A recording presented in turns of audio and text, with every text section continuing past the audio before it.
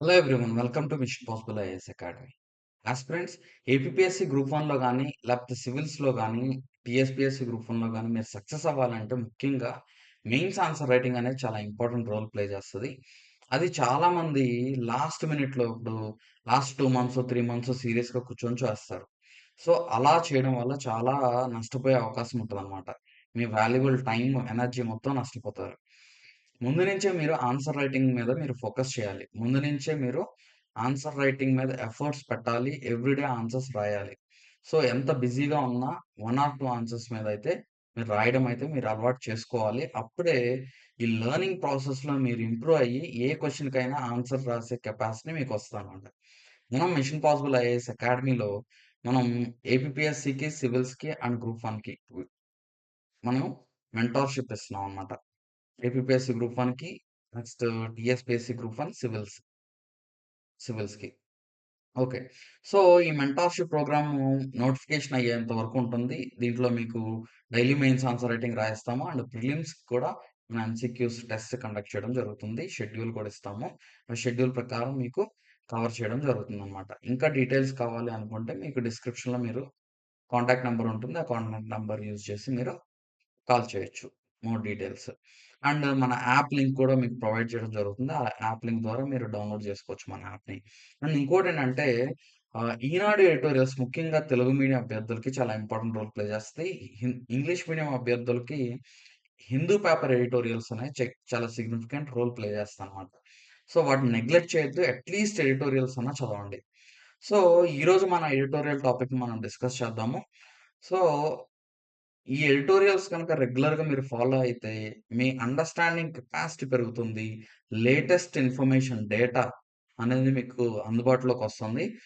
ఏ areas మీద మనం focus చేయాలనేది మీకు తెలుస్తుందనమాట. సో, తద్వారా ఆ ఏరియాస్ మీద మీరు ఫోకస్ చేయడానికి అవకాశం ఉంటుంది. సో, ఈ టాపిక్ చూద్దాము. వ్యర్థాలు విలువైన వనరులే. ఎందుకనంటే రీసెంట్‌గా ఏసియా పసిఫిక్ ఫోరం మీటింగ్ ఒకటి జరిగిందనమాట. Circular economy. సో, దానికి దృష్టిలో పెట్టుకొని ఈ ఆర్టికల్ కూడా రాయడం జరిగిందనమాట. సో, ఈ టాపిక్ మొత్తాన్ని కూడా నేను సింప్లిఫై చేసి ఈజీగా మీకు అర్థం అవ్వడానికి ఆహ్, ఈ ఈనాడు ఎడిటోరియల్ జిస్ట్ అనేది ప్రిపేర్ చేశాను. దాన్ని బేస్ చేసుకొని మనం ఈరోజు చూద్దాం. సో, ఇది మెంటార్‌షిప్ జాయిన్ అయిన స్టూడెంట్స్‌కి అందుబాటులోకొస్తదనమాట. ఎందుకు వ్యర్థాలు విలువైన వనరులే అని ఎందుకంటున్నాము? ఎందుకని అంటున్నామంటే, ఈవెన్ వేస్ట్ నుంచి కూడా మనం వాటిని రీసైకిల్ చేయాలి. ఆహ్, రె రెడ్యూస్ చేయాలి. అవసరమైతే ఇప్పుడు ఫర్ ఎగ్జాంపుల్ ఒక డివైస్‌లో అన్నెసెసరీని రెడ్యూస్ చేసి, ఓన్లీ నెసెసరీ ఎక్విప్‌మెంట్ మాత్రమే డివైసెస్, ఎలక్ట్రానిక్ ఐటెమ్స్ మాత్రమే మనం యూజ్ చేస్తే, మనం ఇంకా మోర్ డివైసెస్ మనం ప్రొడ్యూస్ చేయొచ్చు. రెడ్యూస్ చేయాలి, రీయూజ్ చేయాలి, రీసైకిల్ చేయాలన్నమాట. సో, అందులో ఈ వేస్ట్ అనేది చాలా పెద్ద ఇష్యూ అయిపోతుంది. ఎందుకనంటే, ఈ వేస్ట్ జనరేషన్ రోజు గడిస్తే హ్యూజ్ టన్స్ ఆఫ్ వేస్ట్ అనేది జనరేట్ అవుతుందన్నమాట. సో, ఎందుకనంటే పాపులేషన్ పెరుగుతుంది గాబట్టి, ఈ పాపులేషన్‌కి తగ్గట్టుగా డిమాండ్ గూడా పెరుగుతుంది గాబట్టి, యూసేజ్ గూడా పెరుగుతుంది. ఇప్పుడు మనకి జనరల్‌గా మన భారతదేశంలోనే చూడండి 1970లో తీసుకుంటే మన భారతదేశంలో ఈ టోటల్ వస్తు వినియోగం వచ్చేసరికి 100,00,00,000 టన్నుల వరకు యూజ్ చేశారనమాట. 100,00,00,000 టన్నుల వస్తు వినియోగం అయితే జరిగింది. 2015 నాటికి ఇది 700,00,00,000 టన్నులకి చేరింది. 2030 నాటికి 1,400 టన్నులకి చేరే అవకాశం ఉందనని ఒక అంచనా అన్నమాట. సో, అంటే ఏంటి? రోజు రోజుకి వస్తు వినియోగం అయితే పెరుగుతుంది. ఈ వస్తు వినియోగం జరగాలి అనంటే ముందు ఏం చేయాలి? ఫస్ట్ తయారు చేయాలి. తయారు చేయాలంటే రిసోర్స్ కావాలి గదా! ముందు. మన భూమి మీదేమో రిసోర్సెస్ అనేవి లిమిటెడ్‌గా ఉన్నాయి. సో, అందుకనే వ్యర్థాల్ని మనం కలెక్ట్ చేసి, దాన్ని రీసైకిల్ చేసి, మళ్ళీ రీజనరేట్ చేసి, న్యూ ప్రొడక్ట్‌గా తయారు చేసి, మళ్ళీ దాన్ని యూజ్ చేసేలాగా సస్టైనబుల్ ప్రిన్సిపల్స్ అనేవి చాలా ఇంపార్టెంట్ అన్నమాట. అప్పుడే మనం నెక్స్ట్ జనరేషన్‌కి మనం రిసోర్సెస్ అందించగలం. సో, దాని గురించి ఈ ఆర్టికల్ డిస్కస్ చేస్తుంది. మనం చూద్దాం. ఆహ్, వ్యర్థాల పెరుగుదల పర్యావరణంపై ప్రభావం. సో, ప్రస్తుతం మన భారతదేశంలో ఏటా 6.2 కోట్ల టన్నుల ప్లాస్టిక్ అండ్ ఎలక్ట్రానిక్ వ్యర్థాలనేవి బయటపడుతున్నాయన్నమాట. ఓకే. సో, దీనివల్ల వచ్చే సమస్యలేంటి? సమస్యలేంటంటే పర్యావరణ కాలుష్యం పెరిగిపోతుంది. సహజ వనరులు తరిగిపోతున్నాయి. ఆఫ్‌కోర్స్ వేరే దేశం నుంచి మనం ఇంపోర్ట్ చేసుకున్నప్పటికీ రోజు రోజు దానికి మనం ఆహ్, డిపెండబిలిటీ పెరిగిపోతా ఉంటది. ఖర్చులు పెరిగిపోతా ఉంటాయి. ఓకే. నెక్స్ట్ ఈ వ్యర్థాల ఉత్పత్తిని అడ్డుకోకుండా గనక మనం నిర్లక్ష్యంగా వదిలేస్తే భూమి, నీరు, గాలి మొత్తం గూడా కలుషితం అయిపోయిద్దనమాట. సో, తద్వారా మనకే అది చాలా హార్మ్ క్రియేట్ చేస్తది. డిసీజెస్ వచ్చే అవకాశం ఉంటది. ఓకే. సో, కాబట్టి ఏం చేయాలి అనంటే ముఖ్యంగా సర్క్యులర్ ఎకానమీ ప్రిన్సిపల్స్ ఫాలో అవ్వాలి. ఓకే. దీనికి పరిష్కార మార్గం ఏంటి అనంటే సర్క్యులర్ ఎకానమీ అన్నమాట. సాధారణంగా జనరల్‌గా నార్మల్ ట్రెడిషనల్ ఎకానమీలో జరిగేదేంటంటే, ఒక వస్తువు తయారయిద్ది, వినియోగిస్తాము, దాన్ని వ్యర్థంగా పడేస్తాం. దాని లైఫ్ గాని, వాలిడిటీ అయిపోతే దాన్ని పడేస్తాం. సో, దాన్ని లీనియర్ మోడల్ ఆఫ్ ఎకానమీ అని అంటారు. సో, ఇప్పుడు ఈ లీనియర్ మోడల్ ఆఫ్ ఎకానమీ గనక ఫాలో అయితే ఇది వర్కౌట్ అవ్వదు. ఎందుకంటే రిసోర్సెస్ అనేవి చాలా వాల్యుబుల్. అవి limited and they are controlled by limited number of countries. So, కాబట్టి మనం ఏం చేయాలి? అది మాత్రమే కాకుండా, ఈ వ్యర్థంగా పడేసింది అది పెద్ద థ్రెట్ అవుతుందనమాట. పర్యావరణానికి, హెల్త్‌కి అన్ని విధాలుగా థ్రెట్ అవుతుంది. సో, కాబట్టి ఏంటంటే, వీలైనంత పునర్వినియోగం చేయాలి. అదే సర్క్యులర్ మోడల్‌లో ఉంటుందనమాట. సర్క్యులర్ మోడల్‌లో పునర్వినియోగం చేయాలి, పునరుత్పత్తి చేయాలి, రీసైకిల్ చేయాలి, నెక్స్ట్ రెడ్యూస్ చేయాలి. ఓకే. సో, ఈ 3 ఆర్ ప్రిన్సిపల్స్ అనేది ఫాలో అవుతుంది సర్క్యులర్ ఎకానమీలో. అంటే ఒక వస్తువు తయారైన తర్వాత, దాన్ని వినియోగించిన తర్వాత, దాన్ని మళ్ళీ వ్యర్థంగా పడేసినప్పుడు, దాన్ని మళ్ళీ ఇది కలెక్ట్ చేయడం జరుగుతుందనమాట. కలెక్ట్ చేసి మళ్ళీ దాంట్లో ఉన్న యూజ్‌ఫుల్ ఐటెమ్స్ అన్నీ తీసుకొని, మళ్ళీ రీసైకిల్ చేసి, మళ్ళీ న్యూ ప్రొడక్ట్‌లో దాన్ని యూజ్ చేసుకునేలా చేసుకోవాలనమాట. ఆర్ దాన్ని మళ్ళీ న్యూ ప్రొడక్ట్‌గా డెవలప్ చేయొచ్చు. సో, ఎగ్జాంపుల్ మనం ప్లాస్టిక్ గూడా ఏం చేసాం, సింగిల్ యూజ్ ప్లాస్టిక్‌ని మనం బ్యాన్ చేసాం. ఓకే. ఈ సింగిల్ యూజ్ ప్లాస్టిక్‌ని 2022లో బ్యాన్ చేసాము. సో, ఇప్పుడు ప్లాస్టిక్ ఏంటి రీసైకిల్డ్ ఈ ప్లాస్టిక్‌ని సింగిల్ యూజ్ ప్లాస్టిక్ గనుక బ్యాన్ చేయకపోతే వచ్చే పరిస్థితేంటంటే, అది రోజు పెరిగిపోతా ఉంటది ప్లాస్టిక్. సో, దాన్ని అందుకనే మనం ఏం చేసామంటే సింగిల్ యూజ్ ప్లాస్టిక్‌ని బ్యాన్ చేసామనమాట. సో, ఈ సర్క్యులర్ ఎకానమీని గనక మనం ఫాలో అయితే మనకొచ్చే ప్రయోజనాలేంటి? ఏంటంటే నంబర్ 1 సహజ వనరుల సంరక్షణ అనేది జరుగుతుంది. అంటే ఇప్పుడు రిసోర్సెస్ ఏవైతే లిమిటెడ్ ఉన్నాయో వాటిని మనం భావితరాలకు గూడా అందించడానికి అంటే మనం వాడుకొని ఇప్పుడు ఫర్ ఎగ్జాంపుల్ ఈ ఈ పార్ట్ ఆఫ్ రిసోర్స్ ఉందనుకో ఇందులో కొంత భాగం మనం యూజ్ చేసుకొని ప్రొడక్ట్స్ తయారు చేసి రీసైకిల్ చేసుకొని ఓకే. మళ్ళీ మిగతా పార్ట్ మొత్తాన్ని కూడా భావితరాలకు మనం అందించడానికి అవకాశం ఉంటుందన్నమాట. నెక్స్ట్ వ్యర్థాల తగ్గింపు అనేదుంటది. నెక్స్ట్ పరిశ్రమలకు కూడా కొత్త అవకాశాలు. ఇప్పుడు ఫర్ ఎగ్జాంపుల్ ఈ వేస్ట్ గాని, ఎలక్ట్రానిక్ వేస్ట్ గాని, ఈ ప్లాస్టిక్ వేస్ట్ గాని, ఈ వేస్ట్ ఆహ్, రీసైక్లింగ్ ఇండస్ట్రీస్ పుట్టుకొచ్చే అవకాశం ఉంటుంది. హ్యూజ్ స్కేల్‌లో వేస్ట్ రీసైక్లింగ్ ఇండస్ట్రీస్ వచ్చే అవకాశం ఉంటుంది. అండ్ హ్యూజ్ స్కేల్‌లో ఎంప్లాయ్‌మెంట్ జనరేషన్ అందించే అవకాశం ఉంటుంది. పెద్ద మార్కెట్ ఉంటదనమాట దీనికి. అండ్ ఉద్యోగ అవకాశాలు కూడా ఉంటాయి. సో, రీసెంట్‌గా ఇది జైపూర్‌లో ఒక సదస్సు గూడా జరిగిందనమాట. అదేంటంటే ఆసియా పసిఫిక్ పునరుత్పాదక ఆర్థిక వేదిక అనంటారు దాన్ని.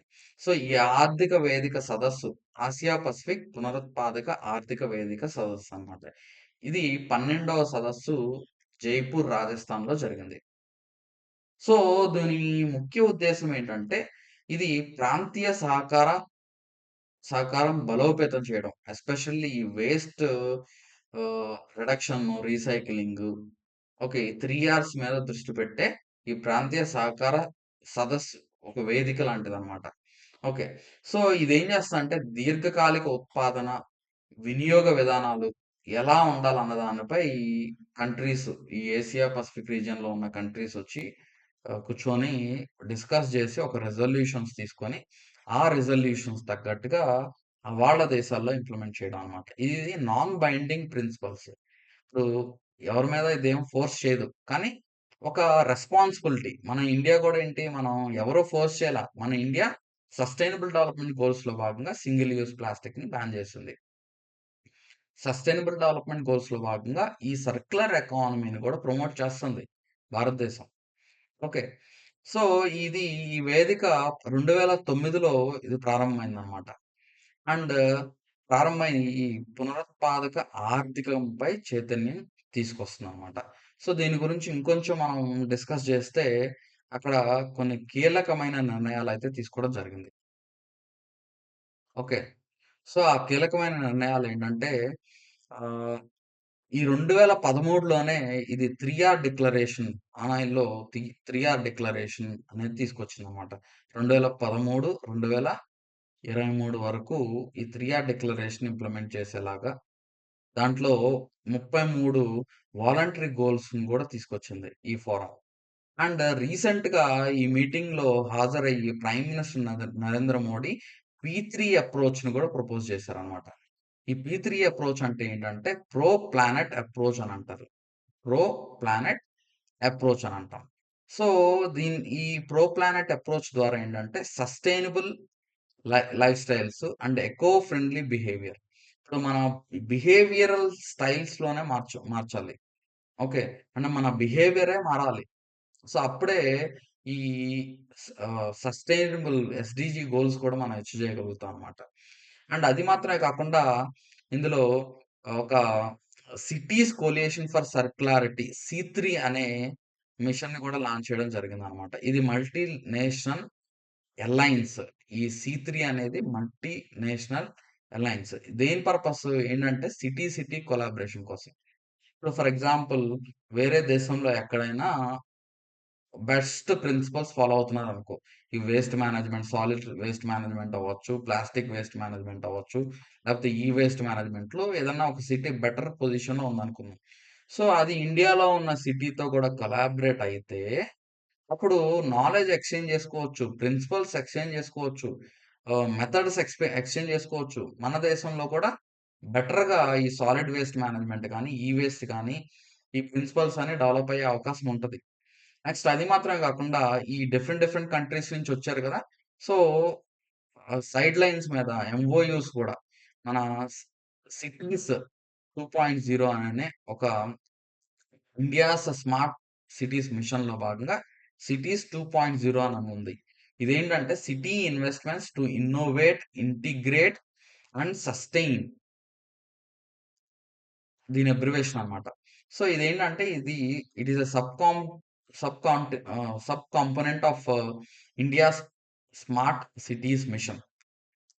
సో, మన భారతదేశం యొక్క స్మార్ట్ సిటీస్ మిషన్‌లో భాగంగా ఈ సిటీస్ 2.0 అనే ప్రోగ్రామ్ ఉందన్నమాట. సో, ఈ ప్రోగ్రామ్‌కి సంబంధించి ఇన్వెస్ట్‌మెంట్స్‌ని గూడా అట్రాక్ట్ చేస్తూ చేయడం జరిగిందన్నమాట.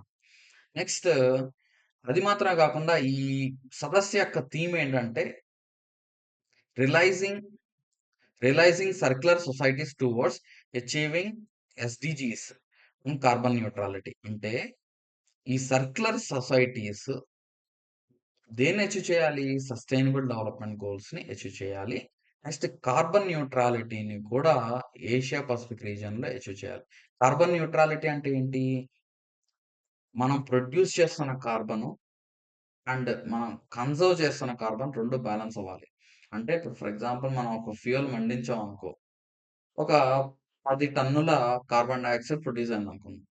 అదే విధంగా దానికి సమానంగా 10 టన్నుల కార్బన్ డయాక్సైడ్‌ని అబ్జార్బ్ చేసే ప్లాంట్స్ మనం నాటాలి. సో, ఆ టైప్ దాన్ని కార్బన్ న్యూట్రాలిటీ అని అంటాం. మనం ఎంతైతే ప్రొడ్యూస్ చేసామో అంత ఆటోమేటిక్‌గా బ్యాలెన్స్ అయిపోవాలి. సో, దాన్ని కార్బన్ న్యూట్రాలిటీ అని అంటాం. ఓకే. సో, ఈ సదస్సు యొక్క లక్ష్యం అన్నమాట. అండ్ 2050 దాకా మనకి భారీ అవకాశాలైతే ఉన్నాయన్నమాట. సో, అదేంటి అనంటే 2050 నాటికి $2,00,00,000 వరకు ఈ పునరుత్పాదక ఆర్థిక వ్యవస్థ అనేది చేరే అవకాశం ఉంది. అంటే ఈ ఎస్పెషల్లీ రెన్యూవబుల్ ఈ సర్క్యులర్ ఎకానమీలో దగ్గర దగ్గరగా $2,00,00,000 ఆర్థిక వ్యవస్థగా చేరే అవకాశం ఉందన్నమాట.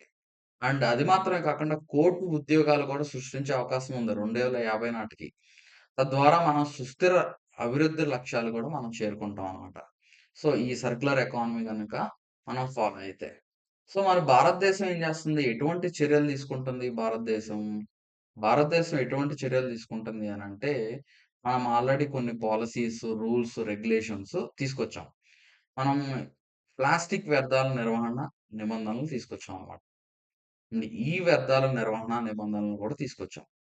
ఇప్పుడు ఫర్ ఎగ్జాంపుల్ మనం ఇప్పుడు ఏమన్నా ఆన్‌లైన్‌లో ఆర్డర్ పెడితే మొబైల్ గనక ఆర్డర్ పెడితే కంపెనీస్ ఏం చేస్తున్నాయి?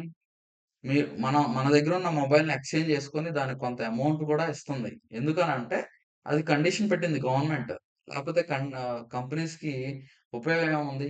ఇప్పుడు ఫర్ ఎగ్జాంపుల్ మన దగ్గర ఒక ఓల్డ్ మొబైల్ ఉందనుకోండి. దానికి ఒక వాల్యూ కట్టిద్ది. దానికి ఒక 2000 3000 4000 డిపెండింగ్ అపాన్ ద ప్రొడక్ట్ బట్టి. తీసుకొని ఆ డిస్కౌంట్ కూడా ప్రొవైడ్ చేసి నీకు న్యూ మొబైల్ మనం పర్చేజ్ చేసుకోవచ్చు. ఓకే. సో, ఇదేంటి ఎందుకు వచ్చింది? మన ఇండియాలో ఈ ప్రిన్సిపల్ ఎందుకొచ్చింది అనంటే, it is due to the government conditions అన్నమాట. గవర్నమెంట్ మీరు ప్రొడ్యూస్ చేస్తున్నారు కానీ ప్రొక్యూర్ చేయట్లేదు ఈ వేస్ట్‌ని. అది మీ రెస్పాన్సిబిలిటీయే అని ఫిక్స్ చేస్తుందన్నమాట కంపెనీస్ మీద. సో, అది మాత్రమే కాకుండా లోహాల పునరుత్పాదన విధానం కూడా మనం తీసుకొచ్చాం.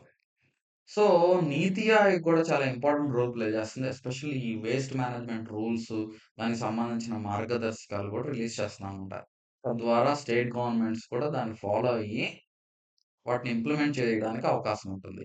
మనం ఒక ఎగ్జాంపుల్ తీసుకుంటే ఫ్లై యాష్ టెక్నాలజీస్ మనం యూజ్ చేస్తున్నాం. Especially construction. ఓకే. నిర్మాణ రంగంలో ఫ్లై యాష్‌ని మనం వాడుతున్నాం. ఈ ఫ్లై యాష్ ఎక్కడి నుంచి వస్తదంటే థర్మల్ పవర్ స్టేషన్స్‌లోంచి ఫ్లై యాష్ అనేది జనరేట్ అయితాయి. పవర్ ప్రొడక్షన్ సెంటర్స్ నుంచి. వృధాగా అక్కడ వేస్ట్‌గా ఉంటుందన్నమాట. సో, దాన్ని మళ్ళీ మనం ఒక స్ట్రాంగ్ సిమెంట్ లాగా దాన్ని మనం తయారు చేస్తున్నామన్నమాట. దాన్ని కన్‌స్ట్రక్షన్ రంగంలో వాడొచ్చు. నెక్స్ట్ అది మాత్రమే కాకుండా ప్రభుత్వం కూడా ఒక 10, 11 కమిటీలు ఏర్పాటు చేసింది సర్క్యులర్ ఎకానమీ మీద. సో, ఈ 11 కమిటీలు ఏం చేస్తాయంటే రకరకాల రంగాల్లో సలహాలిస్తదన్నమాట. అది మాత్రమే కాకుండా మనం డిఫరెంట్ ప్రోగ్రామ్స్ తీసుకొచ్చాం. అవేంటంటే మిషన్ లైఫ్. పర్యావరణ అనుకూల జీవనశైలి. సో, ఈ మిషన్ లైఫ్ ద్వారా ఏంటంటే, మన లైఫ్ స్టైల్ చేంజెస్ అనేవి తీసుకురావాలి.